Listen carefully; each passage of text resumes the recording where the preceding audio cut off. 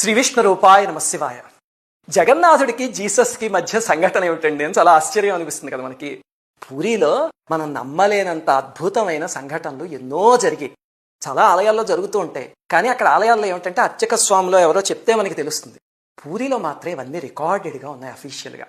పూరిలో మదలపంజి అనే ఒక గ్రంథం ఉంది. ఇది official Chronicle of puri temple అనమాట. అందులో దాదాపు 1100 CE నుంచి మొదలుపెట్టి, అంటే ఒక 1000 సంవత్సరాల పైబడి జరుగుతున్న ప్రతి విచిత్రమైన విషయాన్ని అందులో అఫీషియల్గా అందరు అఫీషియల్స్ మధ్యలో రికార్డ్ చేస్తున్నారు. దీన్ని అనంతవర్మ చోడగంగా అని ఒక ఆయన ప్రారంభించాడు అనమాట. అప్పటి నుంచి అలా కొనసాగుతోంది. అందులో ఒక సంఘటన ఉంది. దీనికి సంబంధించి ఆలయంలో ఒక చిన్న శాసనం లాంటిది కూడా ఉంది, కానీ ఈ మదలపంజిలో విస్తారంగా ఉంది.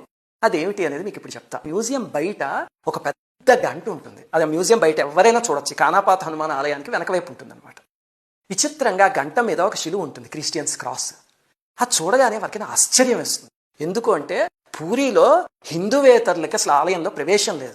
మనం హిందువులమై పుట్టినందుకు జగన్నాథుడి ఆలయంలోకి వెళ్తున్నాము అంటే ఆ ప్రివిలేజ్ దొరకడం మనకి అదృష్టం. మన ఆలయంలోకి వెళ్ళడం అది లేక ఎంతో మంది బాధపడుతూ ఉంటారు. ఇంతకీ మరి అంతటి ఆచారం ఉన్న ఆలయంలో ఈ క్రిస్టియన్ గంట ఎలా వచ్చింది? అది చర్చి పైన పెట్టే గంట ఉంటుంది కదా, అది ఎలా వచ్చింది అంటే దాని వెనక అద్భుతమైన హృద్యమైన ఆఖ్యానం ఉంది. అదేమిటో ఈ వీడియోలో. 1776లో ఒక ఫ్రెంచ్ షిప్ పాండిచ్చేరికి వెళ్తోంది. ఎందుకండి అంటే పాండిచ్చేరిలో క్యాథలిక్ చర్చ్ ఉంది కదా, ఆ చర్చిలో ఒక గంట ఇవ్వడానికి. దాంతోపాటు ఇంకా షిప్లో చాలా ఉన్నాయి, చాలా మంది ప్రయాణికులు ఉన్నారు. దానికి నావికుడు ఎవరంటే కెప్టెన్ ఆల్బర్ట్ బికో అని, అతను ఆ షిప్ను చూసుకుంటున్నాను. దాంతో బాగానే నడుస్తుంది ఆ షిప్. సరిగ్గా ఒక చోటకు వచ్చేసరికి విపరీతమైన తుఫాన్ వచ్చింది. వచ్చి ఇంకా షిప్ ఊగిపోవడం మొదలుపెట్టింది. దాంతోపాటు ఒక తిమింగళం వచ్చి దాడి చేసింది ఆ షిప్ మీద. దాంతో చాలా ఇబ్బంది పడ్డారు. దాదాపు చనిపోతున్నాము అని వాళ్ళకి అర్థమైపోయింది. చాలా దారుణమైన సన్నివేశం అనమాట. కటిక చీకటి చుట్టూను, సముద్రం మధ్యలో ఉన్నారు. ఎక్కడ పిలిస్తే పలికేవాళ్ళు లేడు.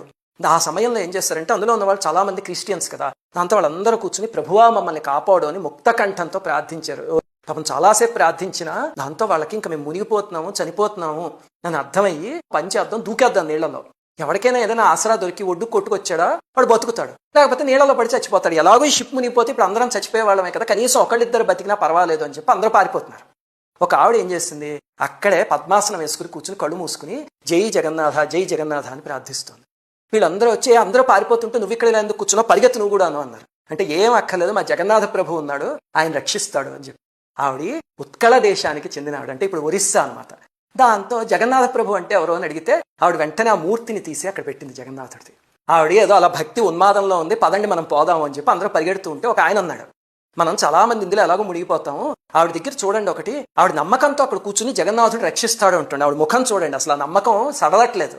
అంటే మనం కూడా అక్కడ కూర్చుని ప్రార్థిద్దాము, ఏమో మన కూడా రక్షిస్తాడేమో అంటే అందరూ కన్విన్స్ అయ్యొచ్చి కూర్చుని అందరూ జై జగన్నాథ జై జగన్నాథ జై జగన్నాథ అని స్వామి రక్షించు అని ప్రార్థించడం మొదలుపెట్టారు. వాళ్ళందరి తరఫున ఆవిడ కూడా జగన్నాథ ప్రభు వీళ్ళందరూ నీ బిడ్డలేను, నువ్వు జగన్నాథుడివి, కాపాడు తండ్రి అని చెప్పి కన్నీటితో వేడుకుంది. కాసేపు అయ్యేసరికి అలజడి తగ్గింది. చాలా విచిత్రంగా ఆ షిప్ వచ్చి ఒడ్డు దగ్గర పెట్టింది. ఎలా తీసుకొచ్చారో ఎవరు తీసుకొచ్చారో ఒడ్డును పెట్టారో ఎవరికి తెలియదు. దాంతో వాళ్ళందరూ కరిగిపోయి ఆహా జగన్నాథ ప్రభు ఏమిటి నీ లీలా అని చెప్పి స్వామికి శరణాగతి చేసుకున్నారు. ఆ ఆల్బర్ట్ బిగిటో అనే కెప్టెన్ ఉన్నాడు కదా, ఆయన ఏం చేస్తాడంటే మా అందరి ప్రాణాలు కాపాడాడు, ఈ షిప్లో ఉన్న సరుకు అంతా కాపాడాడు, జగన్నాథ ప్రభుకి ఏమిచ్చి నేను రుణం తీర్చుకుంటాను, అందుకని గంట ఆ చర్చికి ఇద్దాం అనుకున్నాను కదా నేను, ఆ చర్చికి కాదు జగన్నాథ ప్రభువుకి చెందాలి, స్వామి కైంకర్యానికి ఉపయోగించండి అని చెప్పి ఆ గంటను తీసుకొచ్చి అక్కడ ఇచ్చేసాడు. కానీ దానిపైన శిలువ అవన్నీ ఉంటాయి ఇక్కడ మీరు చూస్తే. అందుకని ఆలయ ఆచారాల ప్రకారం అది లోపల పెట్టి కైంకర్యానికి ఉపయోగించడానికి కుదరదు కదా, అందుకని బయట మ్యూజియం దగ్గర పెట్టి అక్కడ ఒక దిమ్మ మీద వేళ్లాడగట్టి పెద్ద గంటని దాని కింద ఇంగ్లీష్లోను ఒరియాలోను క్లుప్తంగా ఇది శాసనంలా చెక్కారు. అంటే అందులో ఈ కెప్టెన్కి ఒక మిరాకిల్ వల్ల జగన్నాథ ప్రభు మిరాకిల్ వల్ల రక్షింపబడ్డాడు, అందుకని గంట ఇచ్చాడు అని చెప్పి ఒక శాసనం లాంటి చెక్కారు. కానీ వివరాలన్నీ కూడా ఆ మదలపంజి అనే పుస్తకంలో ఉన్నాయన్నమాట. అది జగన్నాథ ప్రభు చేసిన లీల.